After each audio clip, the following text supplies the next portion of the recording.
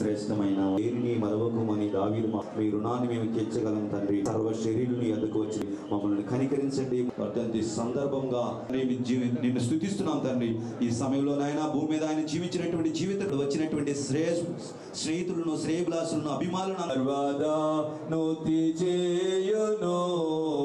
నీతి గలయే నీతి గలయే స్తుతి మీ ఆత్మతో నామవలే మువ్వవేదురు లెబనోను ఉంటున్నారు. ఎందుకంటే దేవుణ్ణి అంటి పెట్టుకున్న వారు వంచండి, కళ్ళు మూసుకున్నారు.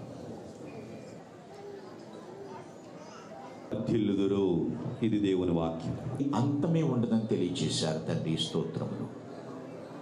లేఖన భాగంలో నుంచి మాట్లాడిన మాట, నేను ప్రారంభించి ప్రవేశపెట్టిన పథకములు ఎలా జరుగుతున్నాయి అని తండ్రి దాన్ని తక్షణమే ఎక్కడ నీతిమంతులు ఎప్పుడు కూడా సంతృప్తిని అనుభవిస్తారు. విశ్వాసం అటువంటి పటిష్టమైనటువంటి విశ్వాసంతో ముందుకు వెళ్ళారు. వాక్యము ఆయన నోట నుండి వచ్చి ఆయన పలుకగా వెలుగులోనికి వచ్చి సహవాసం, దేవునితో సహవాసం చేసేవారు దేవుని ఎదురు చూసిన దాని అవలేలకు అధిగమించే సహవాసము